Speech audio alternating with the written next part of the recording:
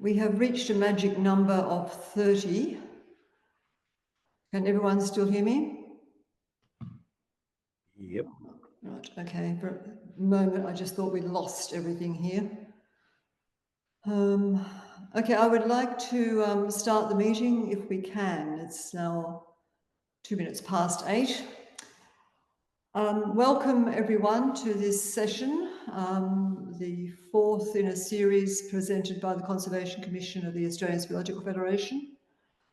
I would like to acknowledge the Aboriginal and Torres Strait Islander peoples as the traditional owners and custodians of the land and sea on which we live and work. I'm coming to you tonight from the Permanac people's lands, and I know that we are spread across the country on various places and lands. We acknowledge and respect the deep spiritual connection that Aboriginal people and Torres Strait Islander people have to country and especially to caves. And I respect and pay my respects to their elders past, present and emerging. Okay, I'm delighted tonight to have Patrick Larkin, SC, talking with us about renewables, the Nullarbor and decarbonisation. Patrick has a long history of involvement with the Australian Speleological Federation. He's been at the New South Wales Bar since 1989 and works across many fields of legal practice, including administrative law, environmental and planning law, local government law, and occasionally even criminal law. For those from the Australian Speleological Federation, he has been involved with numerous campaigns from Mount Etna to Yassabar to Sellex Hill, and no doubt others in between. However, tonight I'm going to hand it over to Patrick for his talk. This will be followed by questions, and I'm asking people again to use the hands up symbol when you wish to ask a question when we get that far. Okay, Patrick, it's up to you, and thank you. Thank you, Claire. Thank you for the invitation. I also wish to acknowledge the people of the Gamaragal, on whose land I come to you from. Let me try and get my screen sharing happening. And let me now, maybe I've got to just drag that across for you to see it and go to full screen. All right, can you all see that? Share this window. There we go. Good. Yes, we can. We can see that, Patrick. Excellent. I mentioned I'll be speaking about the Nullarbor proposal, that is for the Western Green Energy Hub, in a renewable energy context and in terms of where it fits into the potential picture of assisting with deep decarbonisation. This is based upon a paper that I first presented to the biennial conference of the Australian Speleological Federation in January at Buchan in Victoria. In that conference, I was fortunate enough to be speaking shortly after Sue White, who I see is with us, and also straight after Andrew Stemple, who I see is also with us. And they spoke at length about the values of the Nullarbor from a caste and heritage perspective. I didn't. I assumed, indeed, we just didn't. There was no need to repeat what they had said. But just to sort of set up the context for what we're speaking about tonight, firstly, here is a map of the footprint of the Western Green Energy Hub. And you'll see at the bottom, there's a scale bar of 50 kilometres.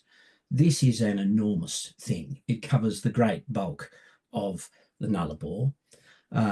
It covers, well, as you can see here, 22,690 square kilometres. And it is, I'll say some more about it in a moment, but projected to produce a similar amount of electricity as Australia's total current generation. It's an enormous project. The Nullarbor, as Sue and Andrew and others at that January conference made plain, is not merely a flat ground on a piece of paper like that. It's an extraordinary place. I must say that when I first visited it, I found it to be a really impactful experience. And I'm just going to say a minute or two about the Nullarbor as a place, because some of the people here are not cavers and don't have the background that we had, that we cavers take for granted. The Nullarbor is not merely a flat place with few trees. It is not merely a desolate desert. It is literally pockmarked with dolines and caves, and the caves are frankly enormous. It's the largest piece of arid karst in the world, and there are many entrances, some large and spectacular, such as this one, and thanks to Claire for the photograph. Some of them are really tiny entrances, and they give what rise or give access to a great variety of caves. Some of them are truly spectacular. And when you look at something on that scale, you begin to understand why cavers are particularly concerned about this proposal. There are enormous caves with, on any possible view of the world, really significant values. The significant values are aesthetic, the significant values are natural and geomorphic. The caves have incredible cultural value. The caves also have incredible ecological value. I'll touch on a few of those in just a moment. The caves are also incredibly beautiful in places, and remarkably fragile, with delicate crystals and minerals of many different varieties. I won't, again, for present purposes, go into the detail of it. Suffice to say, it's an amazing place. And I mentioned when I first went to it, went to the Nullarbor, I found it to be a very impactful experience. I was a lot younger then, and I had only recently come back from a trip to the Alps in Europe, which was quite an experience for an Australian. And when I first looked out of my window in Switzerland and saw the north wall of the Eiger, I thought to myself at the time that I had never seen a real mountain before. The Nullarbor is a landscape that is as impactful as that in its own way. I think it's hard to understate its significance. It's also a site of active exploration. I mentioned that some of the caves are accessed through tiny little holes. That little hole in the roof gave access to this substantial passage of cave, which was only explored for the first time on a recent expedition. I'm not going to say very much about this. I'm grateful to Alan for the photograph, and I think that all I will say is that you should wait for the next Australian caver in order to learn about the extensive and really quite significant discoveries there that are ongoing. This is the particular cave concerned. This is a silhouette map of it. It has several levels to it, and that's a 1 kilometre square. It's a vast number of kilometres in its internal dimensions once you add them all up and separate it out into its various levels. As I say, I won't say much about that, other than to say, watch this space. It's also a place of significant ecological value, as I mentioned, and my understanding, although I hasten to say I'm not an expert, is that in ancient times, Australia at different points in time in the past was a lot wetter, and then, of course, it dried out. And species, particularly of invertebrates in the case of the Nullarbor, that were endemic to forests and perhaps even rainforests, retreated into the caves and retreated into the cave entrances in these little wet patches. And then as the Nullarbor dried, they retreated completely into the cave, and they underwent evolutionary change, so that we see here a Tartatus species, I hope I pronounced that correctly, and it has many of the features of cave adaptation. It's lost its pigment, it's blind, and there are many unique species of spider. Another type of spider that's quite common are the Troglodipleura. That's one of them. It's a sort of trapdoor funnel web type relative that again retreated into the caves and became adapted to the dark. There are many such species. There are incredible vaults of information stored in these caves as well. Caves are incredible life rafts for species that retreat into them, but also ways of preserving information about the past. This is another recently discovered area. Again, I'm not going to say very much about it other than to watch this space, but there are many, many, many invertebrates that are preserved in exquisite detail that may be waiting for the radioisotope dating and DNA analysis to come back, but may perhaps be tens of thousands of years old and frozen in time, as it were, a boon of information for people, for humanity and for people that are interested in our natural history. Now, why then, in that context, did I call the paper in January Devil's Advocacy? The reason simply was that I was prepared then, as I do now, to hold the view that the Nullarbor, in terms of its natural values, is extraordinary and a remarkable place. But I wanted to present what I saw as the global, political, legal, contextual things, that forces really that were driving a proposal such as the Western Green Energy Hub. And in overview, what I spoke of there in January and what I will speak of tonight is this. Firstly, a description of the Western Green Energy Hub, some discussion of the climate change imperative that drives it, some consideration of how humans have tried to craft pathways to deep decarbonisation, some excuse me, important dilemmas that our current environmental law systems pose. I had particular reason to look at global shipping because I perceive it to be of particular relevance to this proposal. So we looked at the technical aspects of decarbonisation of shipping, some work of the International Maritime Organization and in particular its recent Annex 15 treaty, the opportunities that was seen as presenting for Australia. I then also dealt with some technical issues that had been the subject of, I think, misinformed criticism in some circles at the end of last year of a technical nature. In other words, trying to explain why something like Western Green Energy Hub is likely to be technically very feasible. And that was as far as I got last year. I need tonight to deal with recent developments in two very big forms that show how the world has changed since January.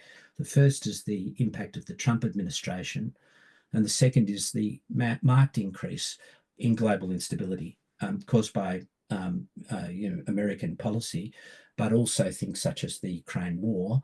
And both of those things have implications, I think, for this project. Then I will return to what I concluded with in January, which was a synopsis of the ultimate question for governments in light of everything that had gone before. I also have a short note about conditions in the event that there is an approval. Now that's a lot of ground, so I better get my skates on. This is the Western Green Energy Hub, or at least actually it's a tiny part of it. It's quite a complicated thing. There are basically arrays of solar farms that are centered around large wind turbines. There is infrastructure that generates electricity and hydrolyzes hydrogen from water, pipes it all down to a new to be constructed port where the hydrogen is converted into a carbon neutral fuel. And the base case, they say, is ammonia. I'll talk specifically about ammonia a little later. And it's shipped overseas. It's, on any view, a massive change to the landscape, a really significant industrialization of a previously largely undeveloped landscape. There'll be fields of solar panels and wind turbines. At the centre of each, there'll be a little hub which will contain electrolyzers, which are really the heart of the generation infrastructure. And one will just see turbines forever. This is a generic photograph, not the Nullarbor, but you get the idea. There are, I think, something in the order of 3,000 towers, each of which is something in the order of 200 metres high. Recently, it's been determined that there should be an environmental impact statement prepared, and I'll come back to some implications of that in a moment, under the EIS to be prepared under the EPBC Act of the Commonwealth. So why the devil's advocate? Well, one first has to understand what might be said in order to have an informed debate in favour of a proposal like this. What troubled me about what I was hearing last year was often an inability to see any countervailing points of view. It wasn't my goal then, nor is it my goal now, to tell you what ultimate decision you should make in terms of what your view is. Rather, it is that people at least be informed. And any understanding of a proposal like this starts with climate change. I have to say, people, please forgive me. I'm just getting over a bit of a cold, so I'm a bit croaky in the throat. In any event, the important thing about climate change is that it's a multi-layered policy and legal framework. We have the large climate accords, which are named basically after the cities that they were propounded in, of particular importance being Rio, Kyoto, and Paris. Underneath those frameworks, there is the IPCC, the International Panel on Climate Change, which is a body of some 10,000 odd climate scientists. It has numerous working groups. It produces detailed reports every few years. I'll come to the latest one of those in a moment. And still lower down in the pecking order, there are multiple UN agencies. I've already foreshadowed that I'll deal with the role of the International Maritime Organization tonight. And many national and intranational, by which I mean, state organisations such as departments and environment protection authorities and national parks authorities and treasury departments and the like.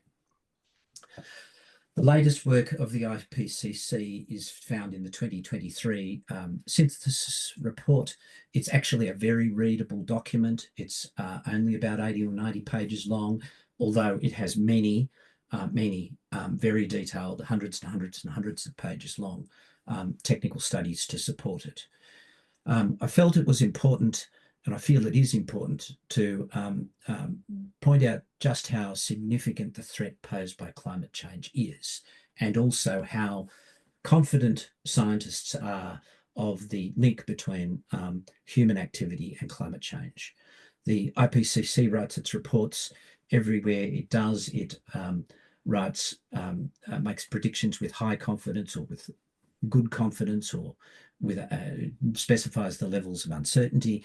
And one can see the opening statement of the report is that human activities, principally through greenhouse gas emissions, have unequivocally caused global warming. That's led to many extremes in weather in every region across the globe, widespread adverse impacts on food and water scarcity, human health and economies, losses and damages relating to both nature and people, again, all with high confidence, and vulnerable communities who've historically contributed to the least to the current climate change problem are disproportionately affected. I'll come back to that too.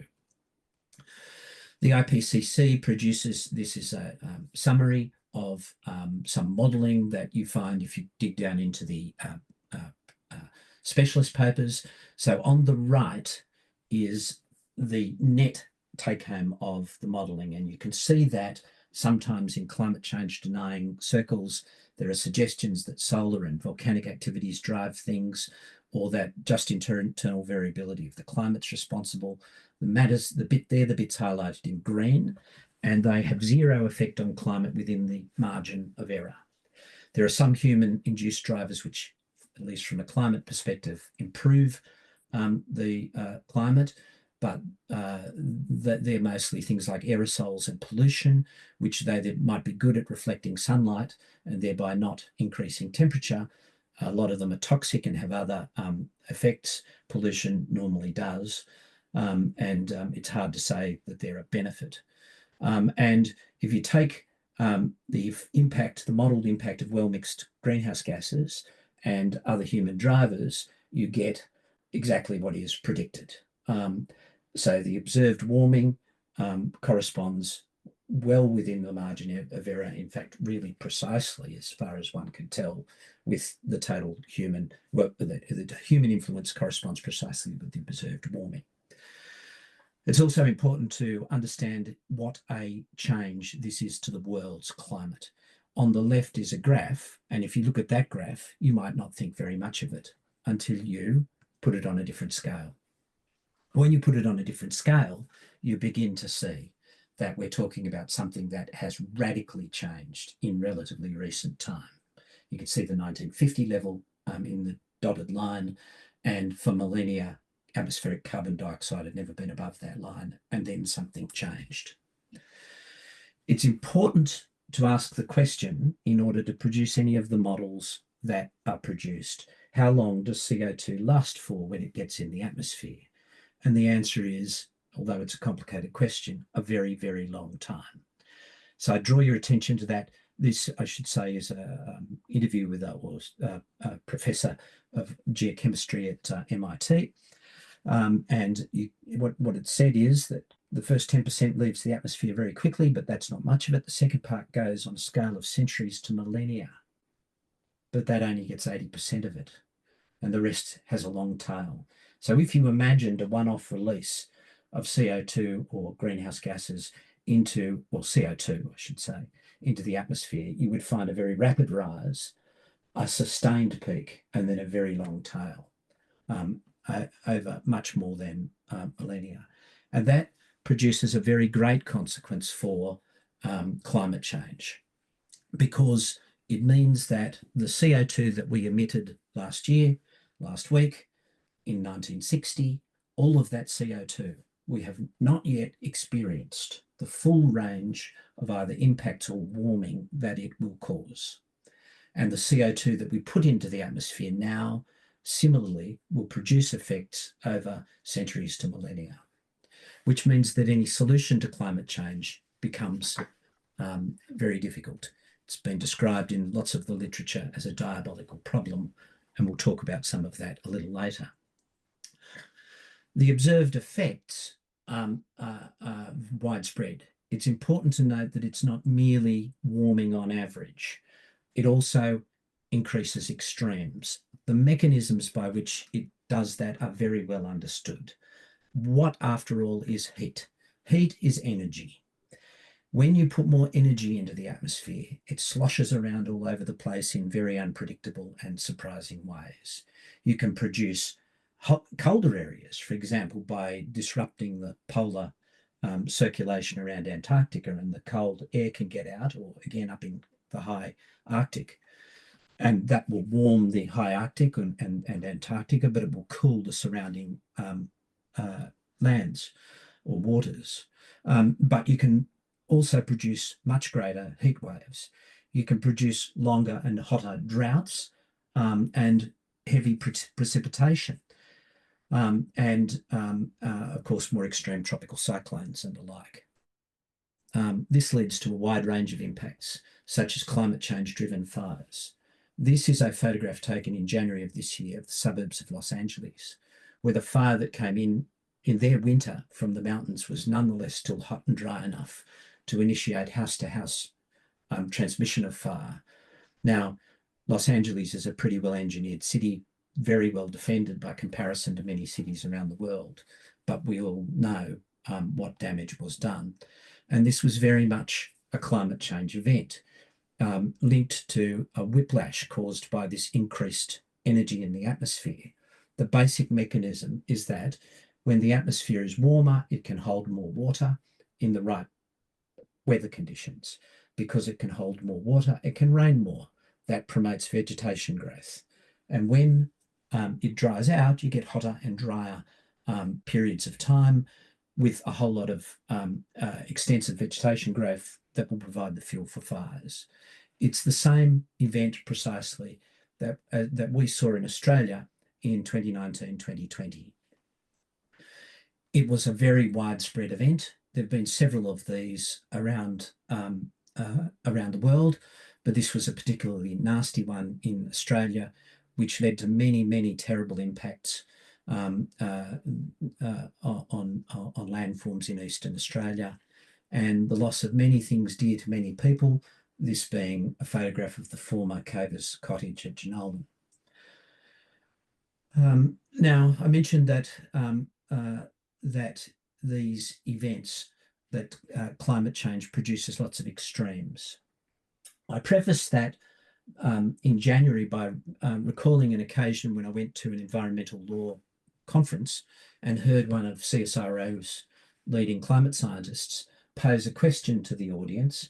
There are enough people here listening tonight who were there in January that I'm not going to play the same game tonight, but it was to ask what type of event, by which he meant an event of a few hours to days at most, was most likely on a business as usual perspective to cause the greatest level of loss of life in humans. And I raised the question, well, was it a fire? We saw that photograph of Los Angeles. You could imagine a fire hitting a city that's a little less well prepared, and the impact being devastating, particularly if people couldn't get in and out. And tropical cyclones. This is so-called Super Typhoon Yip. It's the most, Tip, I should say. It's the world's most intense storm to date. It had a sea level pressure of 870 hectopascals and sustained wind speeds over 300 kilometres an hour. And you'll notice that its track was quite interesting. It made landfall in the islands, the southern islands of Japan, again, perhaps a little bit to the south of Yokohama or somewhere around there, a bit further to the west of that. It made a second landfall as a tropical cyclone, a fully formed tropical cyclone on Hokkaido. Notice it doesn't actually become a low pressure system until the symbols change to diamonds. Now, where that diamond is up to the north of Hokkaido is characterized by sea ice in winter.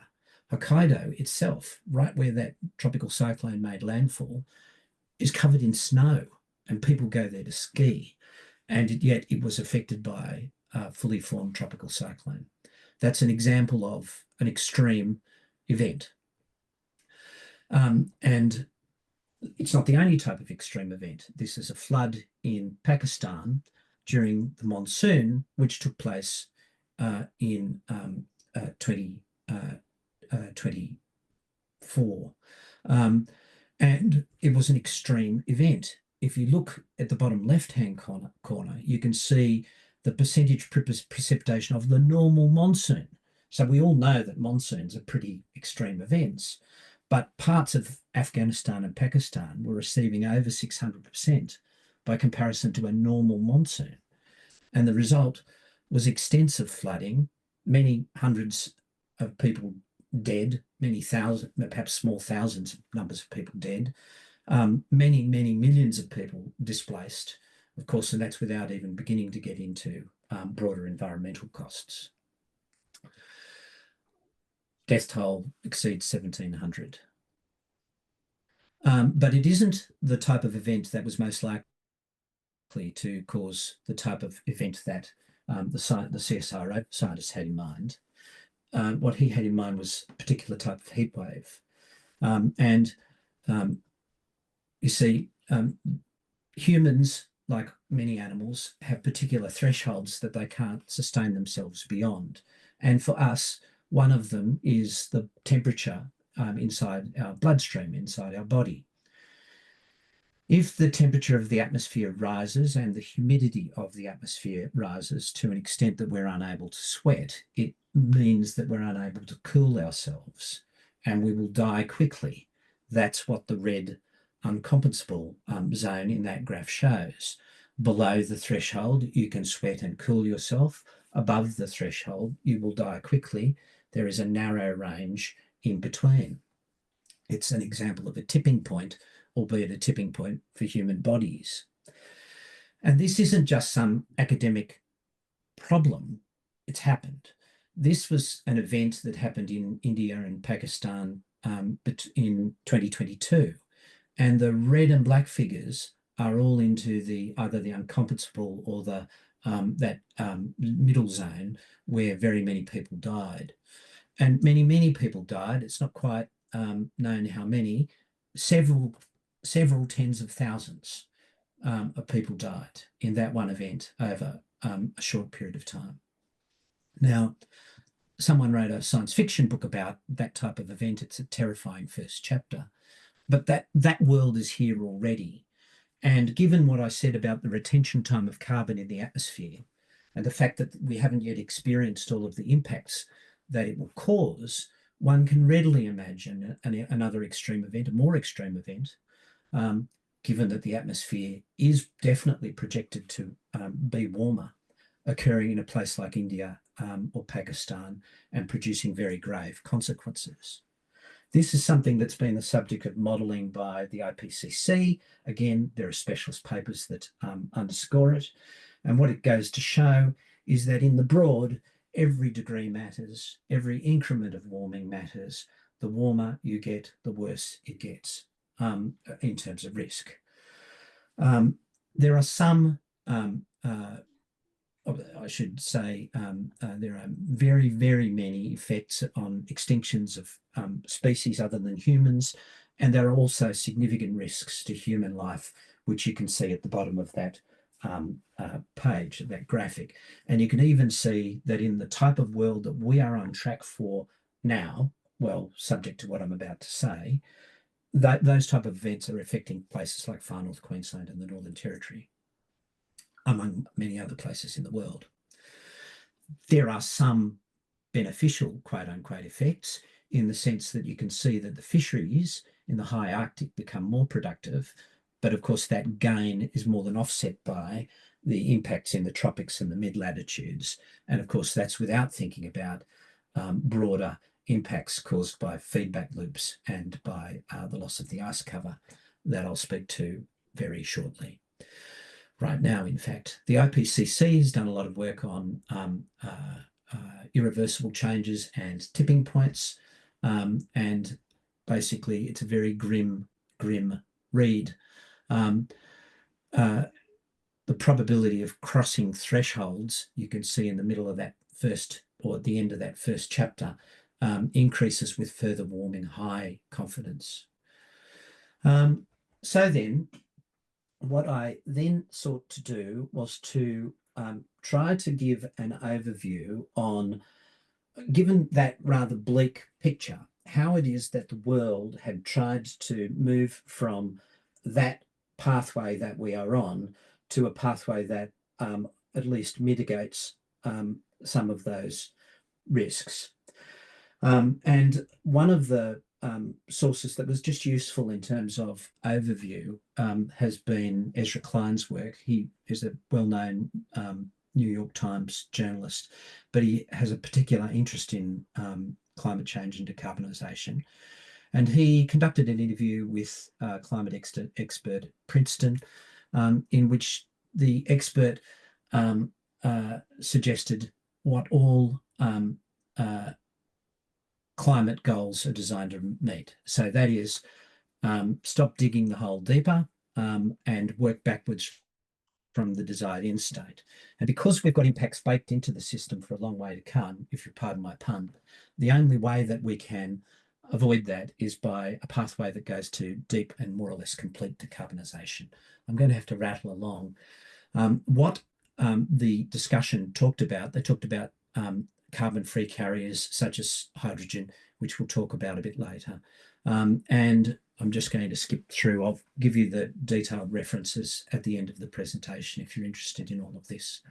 But he was very interested in what the theory of getting to net zero by 2050 looks like.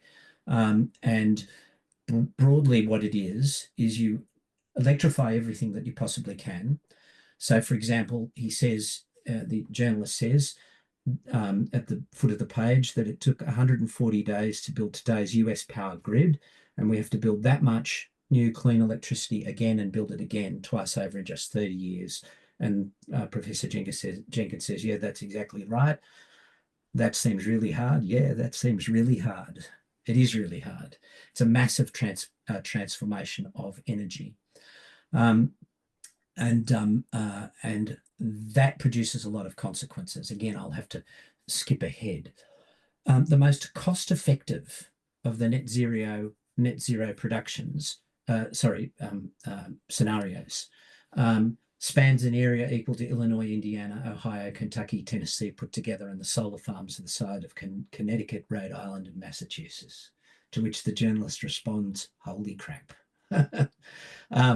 So it's an enormous piece of work, and that type of thing is replicated throughout the world. Now, again, I will skip ahead. I have to.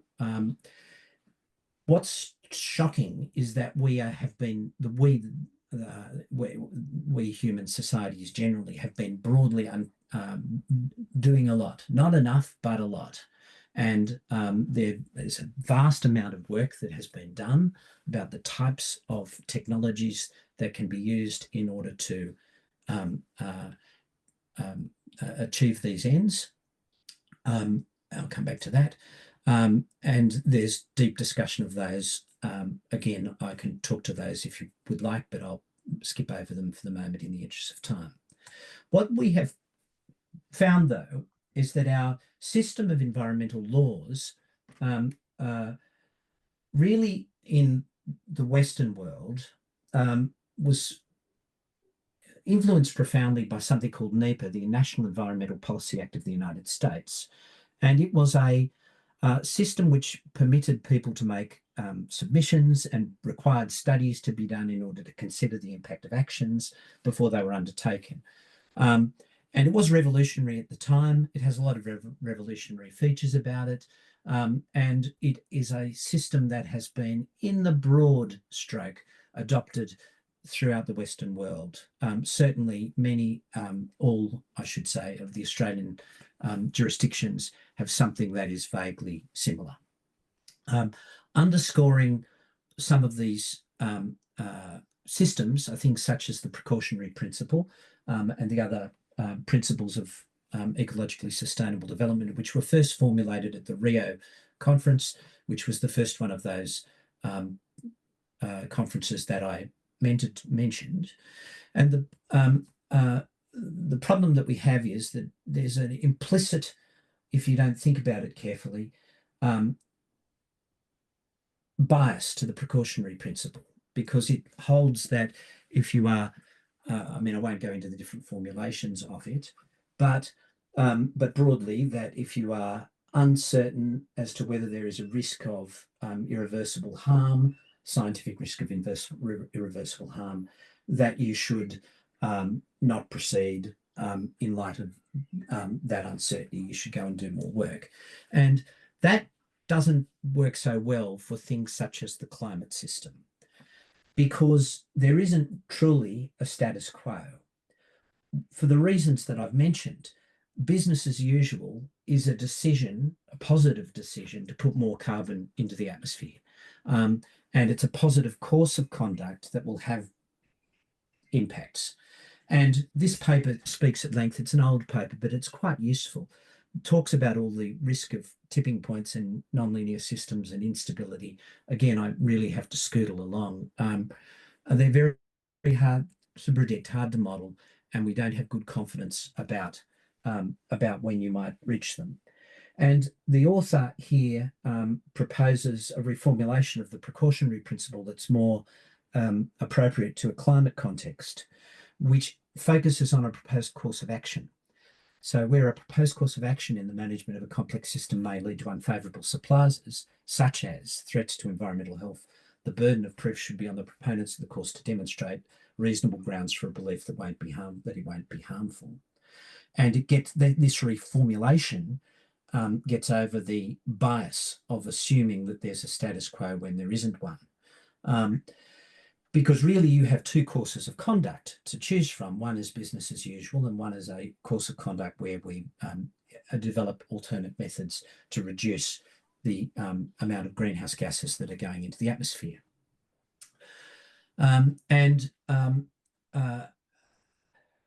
The onus would, under this formulation of the precautionary principle, focus very much on the proponents of business as usual, to say not merely, oh, the science isn't settled or whatever. It's clear on any view that there's a risk of unfavourable surprises that could be truly catastrophic, indeed probably will be in the fullness of time. And hence the burden of proof ought to be on those people to demonstrate reasonable grounds for a belief that it won't be harmful as a justification for continuation of business as usual. Conversely, a course of conduct in which one seeks to mitigate greenhouse gas emissions is expensive, a few percent of GDP, perhaps 3%, something like that, which is a vast amount of money when you're talking about global GDP, but nonetheless it's achievable, and we have fairly good ideas about what impacts that will produce. This led to a very large debate in the Western world, and obviously the Americans seem to be at the centre of all these political debates, where the Democratic Party, Democratic capital D, was influenced by, particularly by Ezra Klein and some others, in what the later became known as the abundance agenda, to propose more liberal permitting approaches for green energy, for renewable energy. It all fell in a heap at the the end of last year, and there was gridlock. And then, of course, there's a new Congress and a new president. I'll come back to that and what's happened with it in the future. So I want to move into shipping. Shipping is not counted as emission by a particular nation state. It's counted separately because a lot of it happens in international waters and can't be attributed to a single nation state. It contributes a few percent of global greenhouse gas emissions, which means that it contributes more to global warming than Brazil, or more to climate change than Brazil. It also uses bunker fuels, which are highly polluting and harmful to human health. They're basically the leftover products after the refining process. They're dirt cheap, but very toxic and polluting. So if you're going to do something about those, you've got to ask the question of what fuels are possible. And of relevance to the Nullarbor is the one in the second last column, which is ammonia. We are not dealing on the Nullarbor with cryogenic hydrogen, which is the last column. True it is to say they will generate cryogenic hydrogen and for short distances in the Nullarbor as an intermediate step in order to get to their ammonia. But cryogenic hydrogen is incredibly expensive. It's very difficult to store. It needs to be kept very, very cold, and it leaks everywhere, meaning there are great losses. It's very hard to handle. So you can see that it's being categorized as undesirable. The only one that has acceptable and excellent outcomes in every column is ammonia, because obviously you could go to the fossil fuels and they're undesirable because of their climate change impacts, despite their relative advantages in cost and transportation and so on and so forth. All of the others presently are in undesirable territory for one reason or another. The IPCC had a specialist paper on transport that looked into all of this. It modelled and looked at decarbonisation of shipping. This gives you an idea of one of the studies that I mentioned that underscored the work that you find in the synthesis report.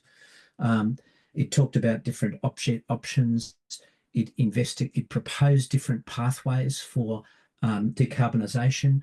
These are on a scale that is longer than the scale of electrification, because the technology is in full ramp up. I'll come back to that in a minute.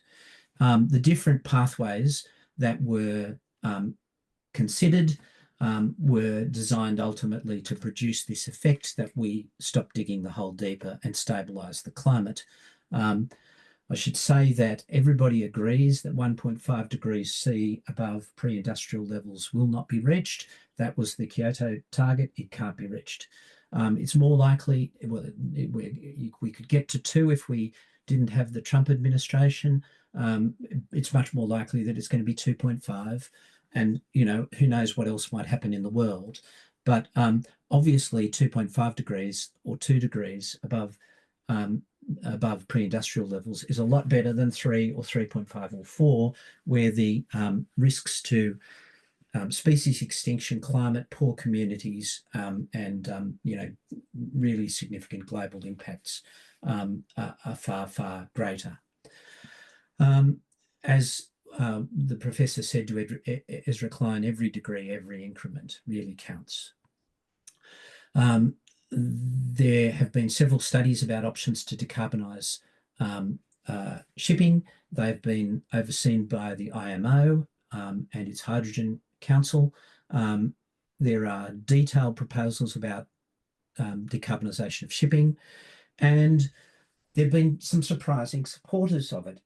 I'll cut to the chase in a moment, but India was a very early moving party because it has a lot of shipping that passes through it, travelling between Asia and Europe. It's got very vulnerable populations, and it's being highly polluted by bunker fuels in ports. And it's the domestic law of India that shipping companies won't be able to come there unless they reduce their emissions. The shipping industry is really significant in that there are only 9 corporate entities, I'll come back to what I mean by that in a moment, that control about 90% of the market. Maersk, I should say, is the largest of all of them. It's a Dutch company, and it has built green fuel carriers, bulk carriers. That's one of them in operation. And it's commissioned a very large number of them. Every single one of these ships is a $100 million investment. It is encouraging that international shipping everywhere in the world, and that includes in the US, are on the way to moving towards decarbonised shipping. And I'll tell you why when we come to the IMO strategy on the reduction of greenhouse emissions from ships. There was a detailed period of consideration and study which led to Annex 15, which is a now binding treaty that has 147 countries signatories to them, including Australia, critically including the European Union, the UK, it includes China, South Korea, Japan, many of the Asian tigers, so to speak, the United States, although I understand that that's in jeopardy, certainly includes countries like Canada, Brazil, etc. So very, very widespread support. And it adopted the strategy that I adverted to a moment ago. And now let me tell you what that strategy actually does in real life. It proposes that you need to go behind the corporate veil. You need to work out which shipping companies are in control of all the shell companies and various sort of entities, because there's no sense in having a law, for example, in the European Union, or indeed in any single signatory country, that says you can't emit greenhouse gases if you're allowed to emit greenhouse gases on the high seas.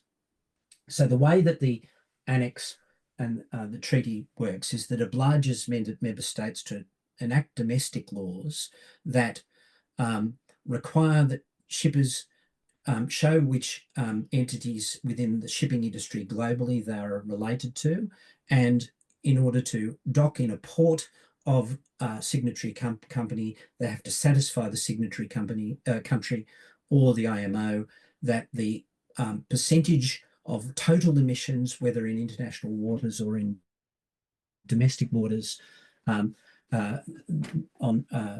renewable fuels is progressively greater as time goes on. So it's a very clever system because it uses this long arm jurisdiction in order to enforce a reduction in greenhouse gases anywhere in the world if you want to use, for example, a port in Europe. And as I say, I already mentioned very large numbers of orders for these things. They're really moving ahead in spades. This is a Lloyd's Register study of ammonia as a fuel for shipping. This is something that came out after the presentation in January. Lloyd's, of course, are associated with the famous insurance company.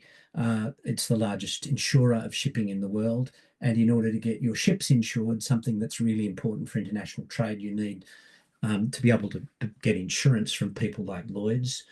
So they looked into the feasibility of ammonia as a fuel for decarbonisation. They looked at demand for ammonia. They looked at where it could be, how it could be done. They looked at the drivers for it. Now, there's reference in the right-hand column of that page to the European Union's trading system. I'll come back to that in a moment. There's a better graphic. But notice that there are no free allowances as there were in other sectors. In other words, you've just got to comply globally. Now, I know that there are the Russians and the Shadow Fleet and the North Koreans, and I know that it's going to be difficult to get them to comply. But on the other hand, they are small players on a global scale in terms of the amount of emissions to the atmosphere that we're dealing with. This is a good illustration, the graph on the right, of the progressive EU reduction factor. So that from 2025, you've got to show that at least 2% of your shipping is green. It's 6% by 2030, 14.5% by 2035, and on it goes, 80% by 2050. So what they are trying to achieve is 80% decarbonisation of global shipping by 2050. Now, as I say, it's domestic law in European Union. It's domestic law in lots of places, actually. I've already mentioned India. It certainly is in Japan and Korea and China. And they're all incredibly significant players. There's a terrible fight going on at the moment between California and the federal government in the United States. I'll come back to that. But California and the West Coast, the Pacific Coast Democratic states are actually quite significant because they are attempting, at least, to adopt a similar system in order to mean that any ship wanting to come to the west coast of the United States will have to comply. And that is something that's likely to be resisted by the federal government at the moment. There was detailed discussion, this is back to Lloyd's, of the technical feasibility of it. And again, something that has happened since the paper in January, there are now operational prototype retrofits, which, for a long time was thought technically impossible to shipping. So the summary and conclusion was that though there are significant safety challenges to the use of ammonia as a fuel, the projections, look at the bottom line here, indicate a significant proportion of the world's merchant fleet will in the long term benefit from the use of ammonia as a fuel, delivering the first carbon-free source for global shipping since the first stage of sail. We're up the creek, but we have a paddle. Anyway, importantly, I want to emphasize those three concepts. The first rule of getting out of a hole is to stop digging. Then you can figure out how to climb out. And with that in mind, keeping your options open rather than trying to constrain them is the best way to proceed, because if you bet on a limited set of technologies and you bet the wrong way, you've bet the planet and you've failed. The stakes are that high. That was one of the criticisms that I would have made of the coalition's nuclear policy, not so much in opposition to nuclear energy, but they were betting the house on one energy source. And that is a very dangerous thing to do in this field of discourse. There are other things that could be said about nuclear. That's a long discussion. I'll have to pass over it for now.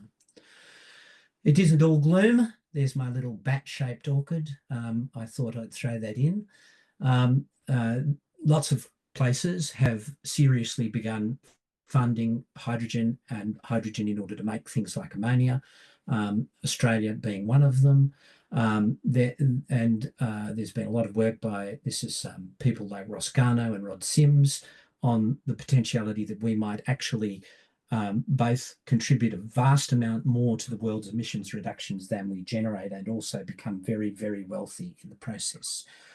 Done right, the potentiality is to have a national sovereign fund such as Norway or the Saudis that presents an enormous economic opportunity for the country. The Albanese government went to the last election with a policy to, which is very much like the International Loans Office and the Inflation Reduction Act in the US. I should say the ILO, before the Trump administration sought to abolish it, had the extraordinary track record in the United States of having not lost an investment on behalf of US taxpayers in startups for 15 years, not a single project. I'll come back to the recent developments over there in a moment, but everybody around the world, well, withdraw that, I should say certainly Australia, the European Union, a lot of other places thought, yep, that looks like a really smart way to go. And have quite a few little get out of jail free cards here. If the US woke up one day and decided it wasn't going to follow through on AUKUS, could it do that? In reality, yes, of course. But then what that's missing is the basic idea of trust and the logic of the deal. And if you have trust between allies and you have logic of the AUKUS deal that says this is good for us. Is that me? Has someone got a radio on? Someone must have it on. The transfer of the Virginia class subs because of that Someone must have exploitation clause in the legislation. Mark, it's always a People, possibility. please check. I honestly am more concerned about the Australian government because the politics of this relationship still are fraught. Sorry, Patrick. And we're I'm just going to make sure that it isn't me by accident. There we go. I'm sorry, people. Let me go back to where I was. My apologies, people. I didn't even know that was on in the background. So I apologise. Yes, a lot of places have modelled the ILO and the Inflation Reduction Act, and we have too. I have good confidence that it's going to, be a really sound approach to the transition to a clean energy future. Even before the federal election, we saw last year, 2024, was the largest investment in renewables in Australia's history, $9 billion, $12.7 billion, including $9 billion for large-scale renewable generation. There's the first quarter of 2025, despite the uncertainty of the federal election, was still second highest quarter in history for battery storage systems, and subsequent to the election, given the policy certainty that provides, we can expect, they describe it as sustained momentum in investment. So the story so far, there's broad international support. There are legal international imperatives in place in important jurisdictions elsewhere in the world. There are very considerable economic incentives to proceed. There's an emerging market, and there's an enormous economic opportunity for the West Australians and for Australia more generally. That sort of leaves two questions: why the Nullarbor, and is it technically feasible? Before one comes to the ultimate question, which is the net social environmental worth, which has to take into account the inevitable damage to the Nullarbor and to its values. In terms of technical feasibility, it's important to note that unfirmed solar power is by far the cheapest form of energy. Now, by unfirmed, I mean it's just what you get straight out of the sun without any buffering in order to sort out the variations. Electricity grids are incredibly complicated pieces of infrastructure. The scale of infrastructure needed for firming is enormous. That's one of the reasons why Ezra Klein was so shocked in that interview, and why the investment in the grid, is just on such a vast scale that's required. Because in order to stand any chance of avoiding catastrophic climate change, we need to electrify everything. The heating in our houses, the cars and trucks that we use on our roads. And all of that has to be managed within the grid. Now, I mentioned unfirmed power is by far the cheapest. The Western Green Energy Hub wanted to be completely unfirmed and to not connect to the grid. Recently, they've been required to some degree to connect to the grid as a political matter, but its economic driver is in unfirmed solar power, and there's a reason for that. So I've give some examples of people doing similar things elsewhere in the world. This is ET Fuels, which is a European company. It produces combined solar wind platforms off grid to produce effectively the same type of product in Europe. They've got a pilot plant in Spain. It's working, it's functioning, it's doing the job today.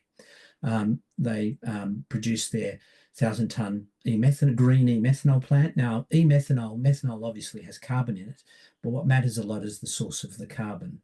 And I'm not going to get into the detail of that. Reporting becomes very important, because if you're going to derive your methanol straight from fossil fuels, then you're not getting any benefit. In fact, it's worse. So the source of the carbon becomes quite important. But the European Union, there are rigorous reporting requirements, and it is progressing over there. The CEO of that company is a fellow named Anthony Wang, and he had previously served as a senior public official in the European Union, looking at the viability, the technical feasibility of all of these things. And in an interview that he gave on Volts in the middle of 2023, he said something that is quite important for understanding why the Nullarbor, and I've highlighted it there. There are special deserts. So let me go back a step. We're seeing lots of these projects these days which actually combine wind and solar and wind in hybrid configurations. And that's useful because they're not, the wind's a bit more expensive, but it runs a bit more often. And on top of that, depending on where you are, and there are special deserts where this is particularly the case, where the wind and solar production hours actually anti-correlate very well, where you essentially have strong solar during the day and then wind at night, but not exclusively, but mainly at night. And you combine the two and you get very steady profiles of up to 5,500 hours a year of essentially baseload production. And you spread that across electrolyzers, and on he goes. And then he says, we've done the maths. We come to the conclusions that depending on the power that you're using, but if you're contemplating a hybrid solar wind project, let's say the deserts of Western Australia, you can easily get to the production of cost of hydrogen that are 40% lower than if you're using grid connection power. And that's the reason why a place like the Nullarbor is singled out. There are special deserts. Now, there are, broadly speaking, two types of deserts in the world. I know that I'm going to be offending the geomorphologists here, but bear with me, I need to go fast. There are dunal deserts, such as the Gobi and the Sahara. Dunes tend to indicate poor anti-correlation, that is high correlation of solar and wind flux. That's how you get those big sandstorms in the Sahara. Dunes form as a result of the correlation of solar and wind flux. Sand flux also affects the performance and longevity of infrastructure, particularly solar panels, but I don't say that's not insurmountable. It's just not as efficient. The other, in an economic sense. The other thing is you need to be near an ocean because you need water for electrolysis. Being near an ocean might also improve your wind generation potential. And in the case of the Nullarbor, it's striking that we have here not merely daily, but also seasonal anti-correlation because of the influence of the Southern Ocean. So that in the winter, you tend to have the southern storms a little more often than in the summer that are buffered by the high pressure systems that are further south during summer, with the result that you get more wind in winter and less sun, and it flips around in the summer when you have more sun and less wind. And hence the Nullarbor prima facie is an ideal place for something such as this. It's also really important to look at electrolyzers. I'll be quick about this. One of the frustrating things was, to me, was people looking at the cost that it took the US Navy to build the first generation of electrolyzers, and assuming that would be the cost for something like the Western Green Energy Hub. Each of those electrolyzers that is built by the US Navy were state-of-the-art things that required dozens of PhD scientists and skilled engineers to build and maintain and operate. This company, Electric Hydrogen, is a US company that had raised $1 billion in capital because it's producing a modular electrolyzer. It's single product, 100 megawatt plant. That's equivalent to 1/5 of the world's entire production as at 2022 in one module off the shelf. And the cost of that is vastly less. And it's that type of technology that will drive a project such as Western Green Energy Hub. Electric Hydrogen had commissioned a so-called gigafactory in Massachusetts. It had announced several pilot zones, and that's where we were as at the end of last year. I mentioned Klein and his work on the subject. He published in January or February an amazing book called Abundance. I think it's well worth reading. It's worth reading for more than just the, it's one of the most important books in environmental policy generally. Not only climate change, particularly things like housing as well, housing and inequality. And it triggered an enormous debate, particularly in democratic circles. Now, okay, what happened? I've already shown you a slide that the talks broke down between the Republicans and the Democrats, which has led to, and bringing us right up to space, the so-called Big Beautiful Bill. It's an amazingly bad, malevolent piece of legislation. In the form that it's passed the United States House, it more or less repeals the IRA. All renewable and environmental reporting requirements are repealed. Foreign investment review is used as a political weapon against renewables. The repeal of the tax credits, it's tortured, but that's the substance of what's being done. There's a war with California over its waiver under NEPA relating to vehicle emission standards. California wanted a waiver in order to impose higher standards. The form of the waiver previously granted could be joined by other states. 11 states have joined, more than half, or about half of the US population. The US fuel and gas industry and the Republican Party hate it because it was driving transition to electric vehicles across more than half the population. The Trump administration has not merely permitted the grant of oil and gas leaseholds over public federal lands, we're talking national monuments, national parks, and so on. It's mandated that new oil and gas leaseholds be granted over public lands, an area larger than California and Texas combined. They also now have you can bribe us to get an exemption from NEPA provision, quite a staggering piece of cronyism. Its fate in the Senate is far from certain. I am sceptical that it will pass the review of the parliamentarian, which means it ought to be filibusterable. But of course, they can get rid of that in a heartbeat, and they might want to, because the motivation for all of this is to extend the Trump 1 tax cuts, and they're due to expire at the end of the year. So I'm very pessimistic about the situation for the United States. The effects, if this is carried into law, will be to raise global greenhouse emissions by more than 1 million tonnes a year. In the United States, substantially raise household energy costs, imperil present and reduce future capital investment in US renewables and assorted industries. It will have a negative effect on US GDP, that should be, not GDP, of over $1 trillion in 10 years. And just to take one of many examples, Texas will lose $100 billion of investments in renewables, particularly solar and wind, over the next 10 years. The takeout is that the planet loses, but the relative winners are China, which will be heavily advantaged in renewable battery and EV manufacture, the European Union in wind and solar, us also substantially advantaged in those fields because we have an IRA-like model. And there's plenty of hard work that's looked in recent times at the effects of the Republican proposals on the rest of the world. And the takeout, this is the Columbia Business School, which is one of the leading business schools in the world. It's based in New York. It's tempting to think that the new turn by the Trump administration spells disaster for clean energy, but the takeout of this is that it is inevitable. The laws of physics will win, and the rest of the world knows that. Not everybody yet is in a post-truth world. China knows it. The European Union knows it. Japan, South Korea know it. India knows it, believe it or not. And the scale of electricity generation that's being brought online as you can see in that third paragraph, continues to run apace.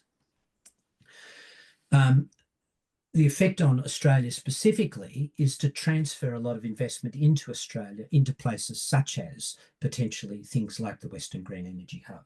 So the effect of the Trump administration, if anything, is to make more likely that things like the Western Green Energy Hub will be approved, because they will produce an even greater economic opportunity for places like Australia. And there's quite a bit about that as well. I've mentioned the Albanese government's Future Made in Australia package, which is now the policy of the government. They have set up a Green Energy Finance Corporation, which is the equivalent of the ILO, and I expect that that will proceed apace. Interestingly, we've got our own debate here in Australia about permitting. This is this particular magazine or online source is an energy industry publication, but we've got the energy industry pleading with the government to review the EPBC Act, and they are supported by the Green Investor Energy Group. They're supported by the Australian Conservation Council, the Clean Energy Council. They're supported by the trade unions, electrical trade unions, and they're all calling for quicker and easier approval pathways for renewable projects.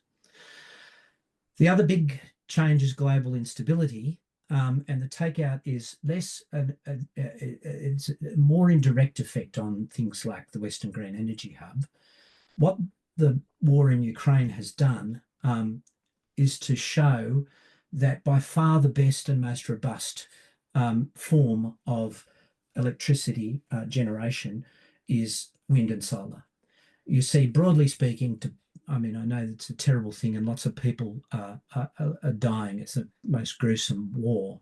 But just some economics, each Iskander missile costs $3 million. Now, if you're putting that against a coal-fired power station or a gas-fired power station or something, or heaven forbid, a nuclear power station, at least then it makes sense from an economic perspective. But if you're putting it against a wind farm with 30 turbines, all of a sudden that becomes a very, very difficult target and a very, very, economically unsustainable way to conduct a war. Euroelectric is the European Union's association of electricity providers. They did a detailed analysis about the war in Ukraine that supports what I've just told you. And basically they have those 5 takeouts there. There's great value of decentralization. You need secure supply chains for critical equipment. You need an interconnected and internal electric market and energy market, I should say. I'll put an asterisk on that. I'll come back to that. Cyber resilience and cyber threats, coordinated approaches to energy security with the defence community. I mentioned the interconnection. Ukraine has been greatly aided by the fact that it's now been able to connect to Poland and other parts of Western Europe by multiple interconnectors that the Russians would have a high political price and probably kinetic price if they sought to interfere with. Now, what we've seen in places, not only I mentioned Poland, the Baltics, all of those places that, and Finland, all of those places that fear kinetic warfare, the effect of the Ukraine war has been to increase the rate of electrification through decentralized renewables by a long way. We're even seeing it in Taiwan. So the takeout of and I want to say one more thing before I come to the conclusion about recent events. The effect of the global instability, barring world war or something truly catastrophic, is going to drive a move towards renewables, but it won't, it's likely to make things like the Western Green Energy Hub, that producing the carbon neutral fuels, more valuable, because the great difficulty in putting something like the Western Green Energy Hub on the network is that it requires enormous amounts of infrastructure, just enormous amounts of infrastructure. And we have to build the electricity grid twice over in 30 years in order to just electrify everything except for hard to decarbonize industries like steel and cement and shipping. So the strain on the grid to actually do the de-electrification is already great. The effect of the Ukraine war is going to make it greater and more immediate, which will increase the relative need for things like Western Green Energy Hub. So that's the takeout. Recent developments in the US are a significant blow to decarbonisation in a country and the interests in that country and in the interests of the planet as a whole. Populism and oligarchy are substantial obstacles to progress in countries where they're entrenched. Nonetheless, global progress towards decarbonisation looks set to increase despite US and global instability. Threat of kinetic war promotes investment in wind and solar power systems. So then one comes to the ultimate question. That is a photograph of Mount Etna. Many of the cavers will be well familiar with it. Claire kindly mentioned some of the cases that I've been involved in. There are many of them. There's some of the ones that I had some or great involvement in. And all of them had one thing in common in terms of what's the final decision for government. On the one hand, those areas, each one of them, had highly significant, widely held caste and environmental values. But what they were being pitted against was a relatively low margin or highly substitutable commodity, such as road base, which is what they wanted to use Mount Etna for, or marble, which is what they wanted to use Wombeyan for. And thank goodness that was stopped. And the benefits from those mines or quarries were derived by relatively few people or corporations. Whatever you might think about the Nullarbor, and I truly believe that the Nullarbor, in terms of environmental values, caste values, at least matches and, I suspect probably exceeds the values in natural terms of any of the ones on that list.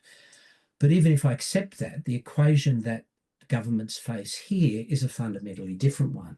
You have, again, highly significant, widely valued environmental caste values, but on the other side of the equation is an existential environmental and global moral crisis, a globally efficient location, and a vast national economic opportunity. And that is the decision that the governments are going to have to make. One could see that a decision to approve of a project like this might be very attractive. And that's even accepting the values that the Nullarbor has. Now, at the end of my discussions in January, I made a point about ASF, which is that I thought, and I do still consider it to be imperative, that some thought be given to how one might regulate a project such as this. I made the observation there's no detailed design, and focusing entirely at the caves for the moment, you could think of conditions that would prevent development from over the caves. You could try and do something about drainage, although that may be quite difficult. You could preserve free access to caves by scientists and speleologists. I think you should also require a microgravity survey to identify and protect previously unknown cavities, because we have the technological ability to do that, or at least to do it for larger cavities, and fortunately many of the ones on the Nullarbor are.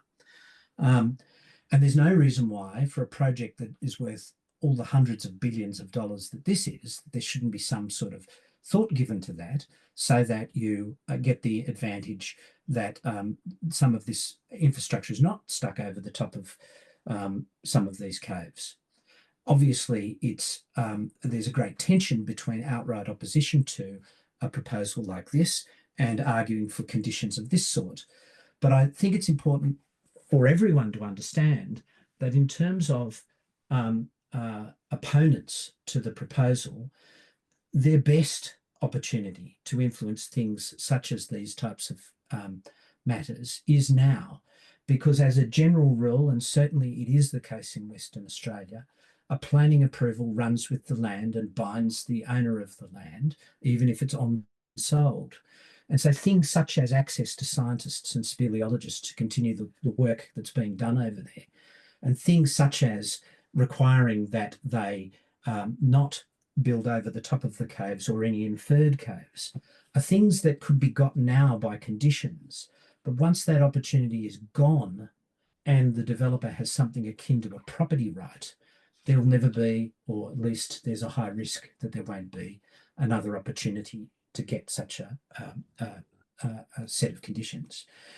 And it's interesting to note that in the Department of Climate Change, Energy and Environment and Water of the Commonwealth, in the recent decision that there be an EIS, one of the things that was cited, and indeed cited by the proponent, was this point that suggests that there's at least some significant room for movement. They state the project area of 2,269 million hectares in size, and they talk about how much clearing, 0.5%, how much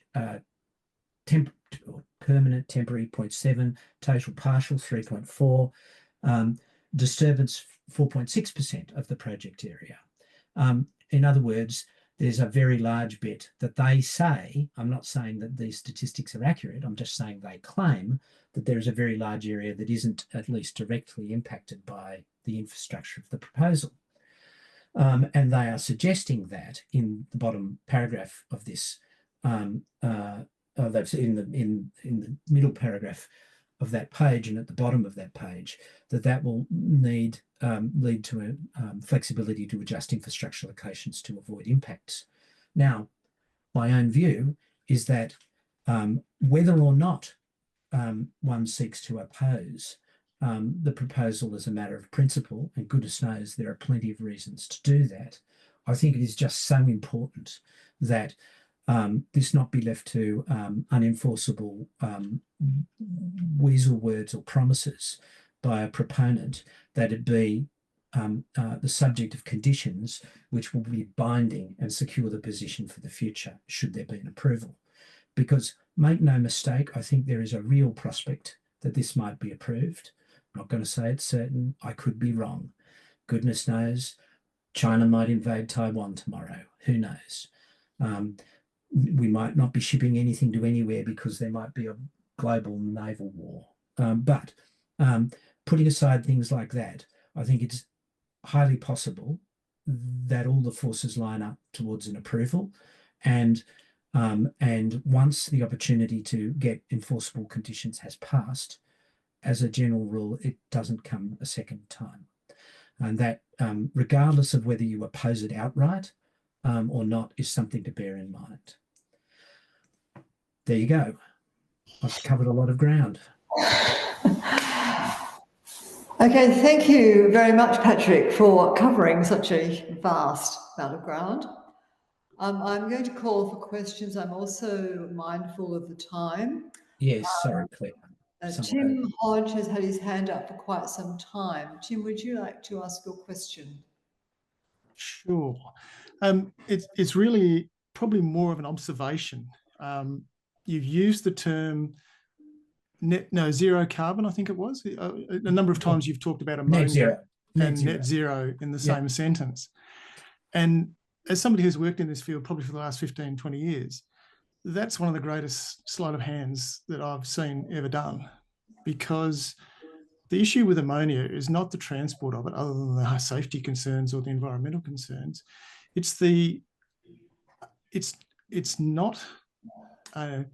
has an effect on greenhouse gas and warming, to the extent that it has got an impact of 256 times greater than CO2. So while technically it is a zero carbon, it is not a zero climate change emission. And all of the technologies that you put up on that slide emit somewhere between 100 and 2,000 parts per million of nitrous oxide. So you've got nitrous oxide being emitted in the production of it, and then also in the transport and the combustion. So it's just one of those things. It's technically correct. It's zero carbon, but it's not zero carbon change, climate change. Now, I was asked a question about a very related subject matter back at ASF in January, which was water. And it was put to me correctly that water also had much greater impact on warming, and that the models didn't take up water. And that's wrong for reasons that I explained there. But what I would say about nitrous oxide emissions is that you're correct, they do have impacts. Their retention times in the atmosphere are nothing like CO2. The thing about CO2 is that once you put it into the atmosphere, it stays there for millennia. Other gases like water, the water cycle operates on hours to days, nothing like this time scale of CO2. I suspect, hasten to say that I'm no chemist, but the answer is the same, that there is a retention time that is nothing like CO2. You see, they talk about in climate change, and when you dig into the models, I was able to go and look at it specifically for water. I have not, I confess, gone and specifically looked at the specialist papers for NOx, but I'll be astonished if it isn't considered carefully by the scientists who've prepared this, because it's not the proponents of industry that are driving those types of things.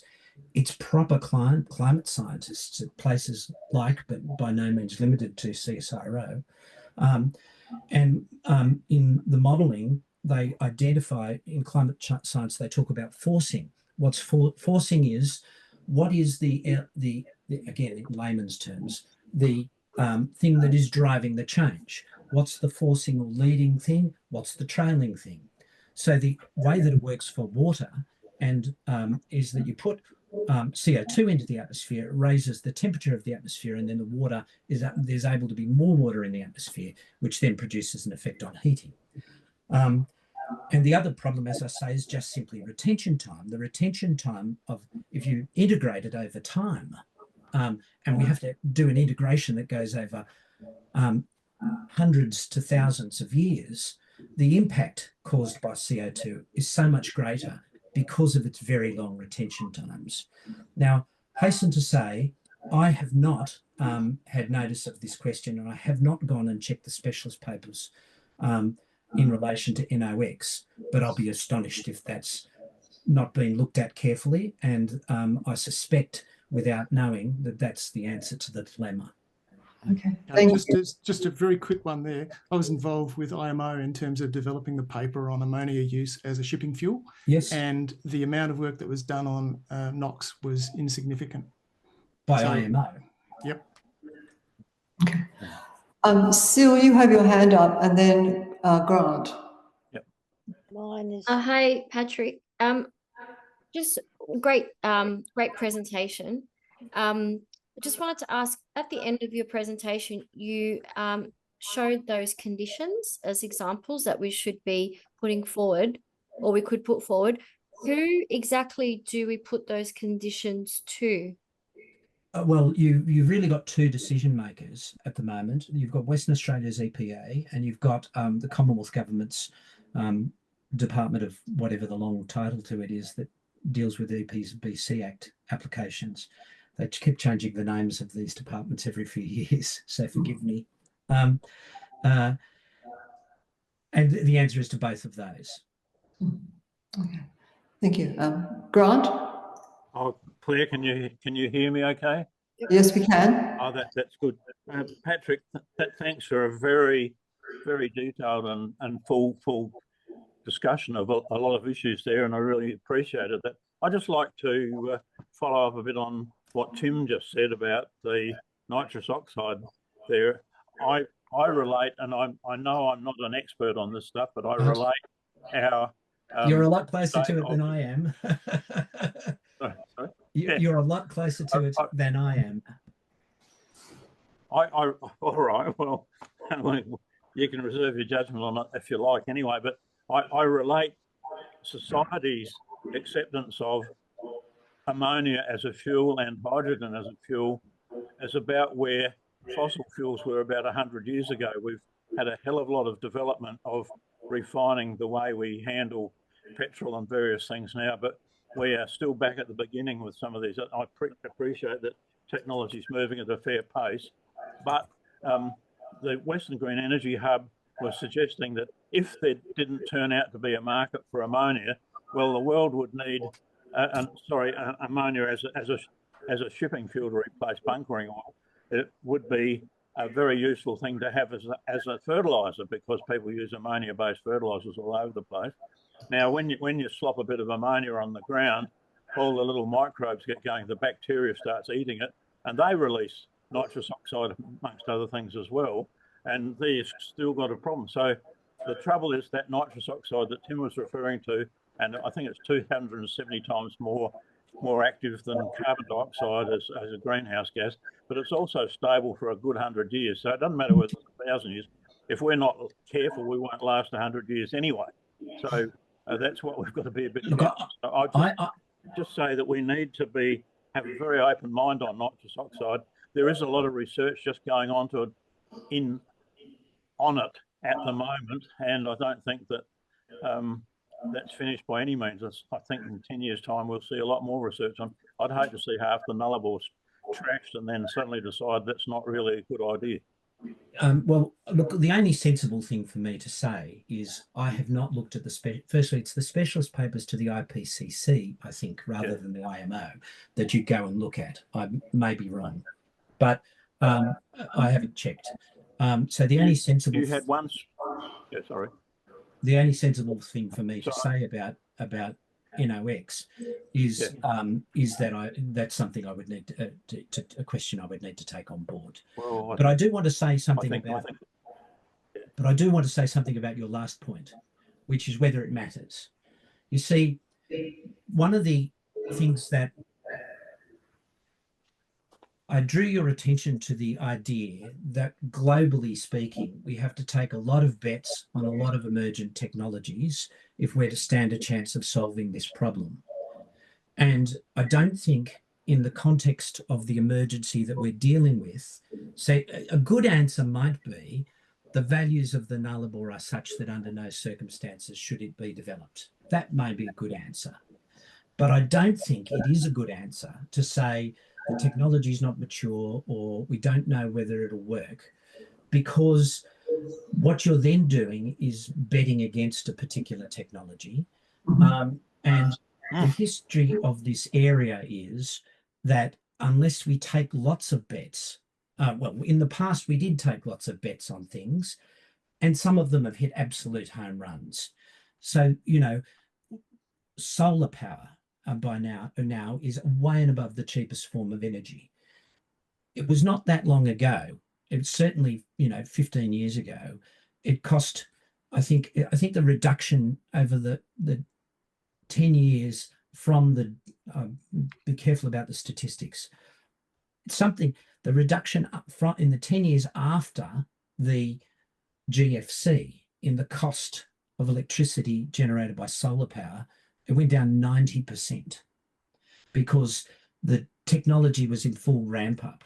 And moreover, a year or so ago, it was projected that the cost of solar power would continue to fall by a factor of about 5 thereabouts over the next decade. And that's all in a field where, sure, we knew in concept that we had prototype solar panels. I remember of them even, back at the physics school at Sydney, but nothing like what is available now. And I in principle, think that it's a good answer to say, oh, we're not going to do this because the technology isn't certain, or we don't know that it will definitely work. We've got to do lots of these types of things in order to stand a chance. As I say, the only good answer, I think, would be to say that the values from a natural, ecological, cultural perspective of the Nullarbor are so great that we ought to preserve it. I can see that as being a viable answer, but I do not think any argument based upon the technology not being certain in principle is a good answer. Okay. Sue White, you have your hand up. Yes, I have, but my automatic hand thing isn't working for some strange reason. These things happen. Patrick, I found that extremely fascinating talk. Thank you. Thank you. One of the things in relation to really your last slide, which I think encompassed what I've been thinking for a long time, is that although the Nullarbor has all of those really plus things in terms of the wind and the solar and that stuff to do with the onshore versus the offshore winds, etc., and the solar thing, there are 3 or 4 things that I think that Western Green Energy would need to really consider. One is that they have picked probably one of the most intensive cast areas of the Nullarbor in I didn't. terms of You dropped out, Sue. Could you just say that again? they have Western Green Energy Hub has picked probably the most concentrated area of caves that I know of on the Nullarbor that have been discovered as a result of those VSA expeditions. There is a band, that whole band across there is that concentrated band of caves that we've found. We know that some of them are much larger than the one entrance that they have, like Goat Cave, for example. Oh, absolutely. Yeah, I mean, all of that sort of stuff. The issues in relation to that sort of situation, I think, is what we need to be concentrating on. Sorry, again, you're just dropping in and out, Sue. The issues in relation to? The issues in relation to that sort of concentration of, Oh, yes. yes, the fact that the caves are, in many cases, because they don't look as if they're there clearly. They don't have limited entrances. Most of the caves have one entrance. No, Yes. I'm And getting. we know I we think we're also getting some echoing from somewhere. I don't know where from. Yep. I think that's what the problem is with my spot talking. The other thing is that I'm not sure that they have taken into account the amount of piping and roading that's necessary. And unless they're going to tarmac it, in this wind, if it's wet, it's mud, and if it's dry, it's bull dust. And you have a major problem with the amount of traffic that will be needed to service so the surface damage is something that would need to be considered. yes. Right?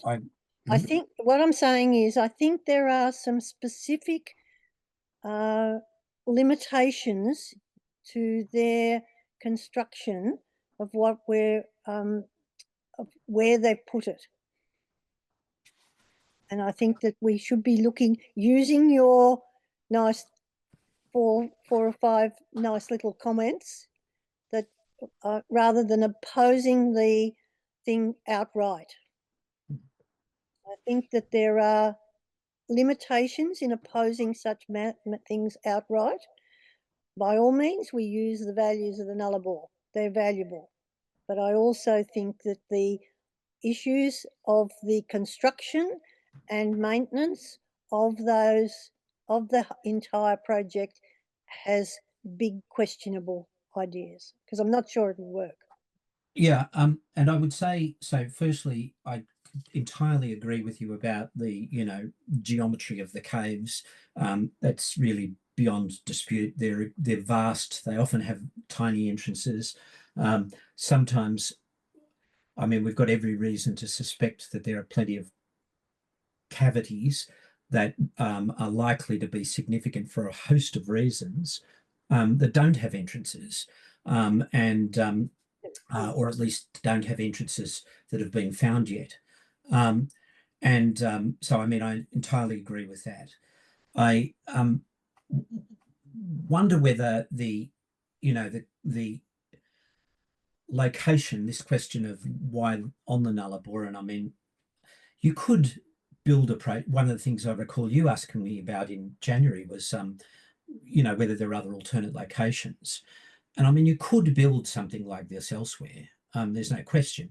It just becomes a question of who or what are you going to displace elsewhere, as well as, so for example, if you're talking about farming land, it's going to become, or freehold farming land at least, it's going to become a lot more expensive and a lot trickier from a political point of view.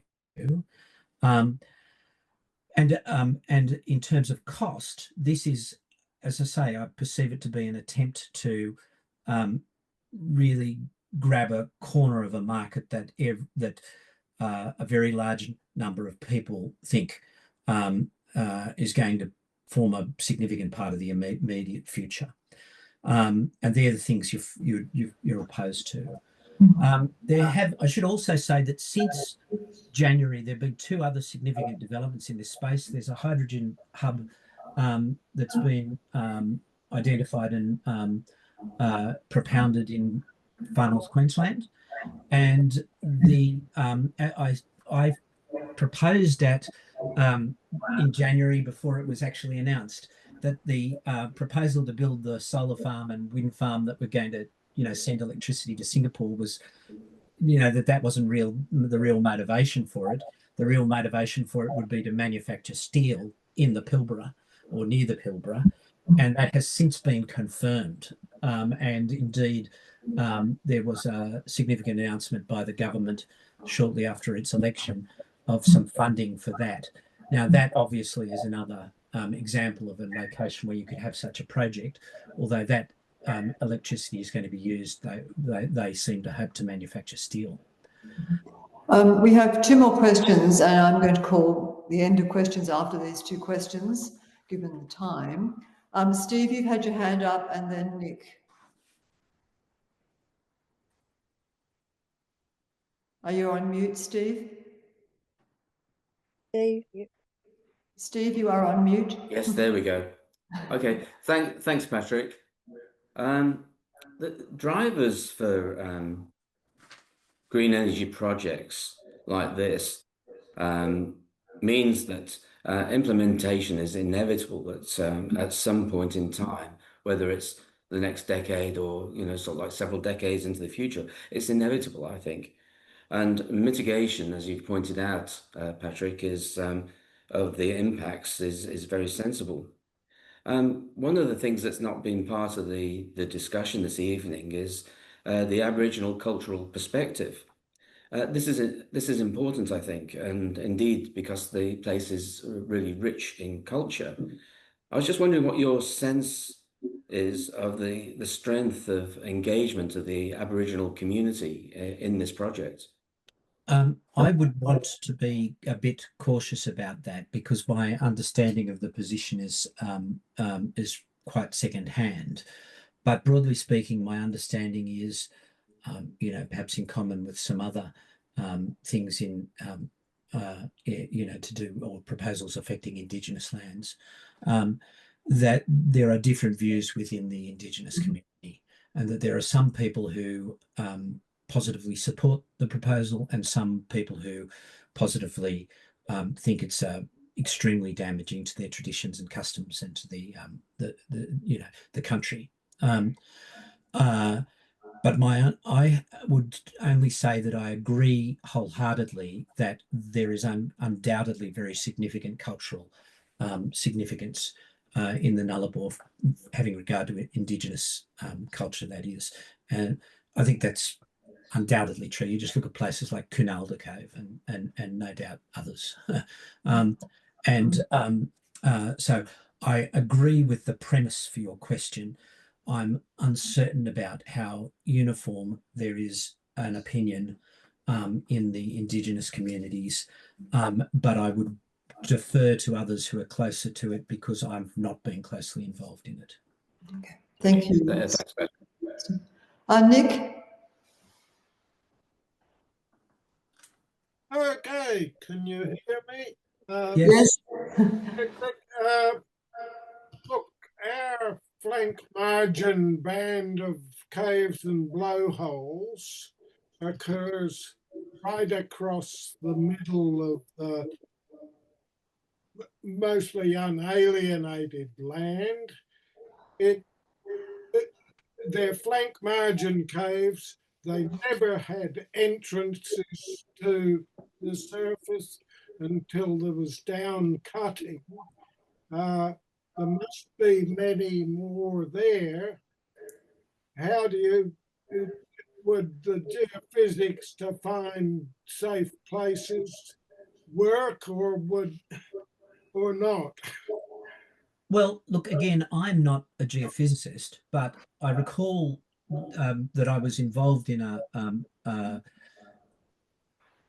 study that was really sponsored by Ian Cooper of Sydney University Speleos a long time ago at Jenolan, where he persuaded a mining company to loan the society some really quite expensive geotechnical equipment, which then got parked on the playing fields for a period of time, and that Ian Cooper, and his collaborators were able to infer the location and confirm the location of the Jenolan Underground River as it passed north of Spider Cave into South Mammoth Bluff for some distance.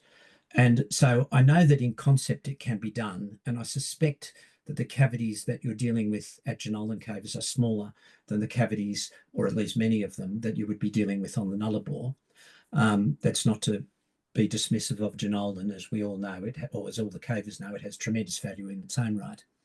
So I know that it's possible technically, to some degree. I suspect it's not by no means a perfect way of doing things. It's going to have significant limitations on how fine-grained you can get.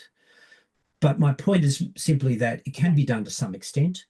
It's no doubt if it was done systematically, that would be expensive, but nothing like the cost of this project. And it may well give you a really good piece of high-level information about where, there really is a lot of castification, to the extent that you may not avoid all impacts, but you could certainly mitigate against a lot of them. Because after all, we all know that in karst, the cavers all know in karst that you have castification, and that comes in all sorts of shapes and sizes, and it starts with tiny cracks in limestone, which might be on joints or bedding planes, and it's only with the karst processes over time that they become enlarged into proper cavities. So they're bound to be any number of micro cavities, which may themselves be of significance independently of the larger cavities. Certainly they are in terms of troglofauna in other locations, and I strongly suspect would be here. So, I mean, I'm not suggesting that technology could possibly be a complete answer, only that it would yield useful information, and it may certainly prevent a lot of impacts that you would otherwise, have occurring. Can I just add a bit there? Because I've actually been involved with some of that sort of work. Even though I'm a geomorphologist, I've worked with geophysicists to actually find potential cavities in Western Victoria, in particular, in limestone that's not dissimilar to the Nullarbor. Okay, similar age or younger. There are several systems now that are better. GPR is not as good as some of the other systems, but it is very expensive. But compared to the cost of a number of other things in terms of this project, it's probably not that it's not difficult. outrageous, and it would be something that I think that's what we should be arguing for. I can find out. I mean, I have access to people who can tell us a lot more detail about it. And could I just also add one comment to that? I think it's important that process, if it's to be embarked upon, is something that that the governments and the proponent listens to people like you, Sue, and like ASF, because, like, heaven forbid that they could obviously do seismic testing, and that would be a catastrophe. Let me say no more than that. No, well, it depends on the seismic testing, because one of the systems that we use in Western Victoria, which has been very successful, is a type of seismic testing, but it's a relatively benign form. It's not the big whiz bang, big bang seismic testing. Yeah, I'm just conscious of the fact that there's a lot of very sensitive mineralogy on the Nullarbor. But I thank you all. In particular, I thank Patrick for his highly considered and invaluable talk. Thank you. Thanks, Claire. Thank you, Patrick.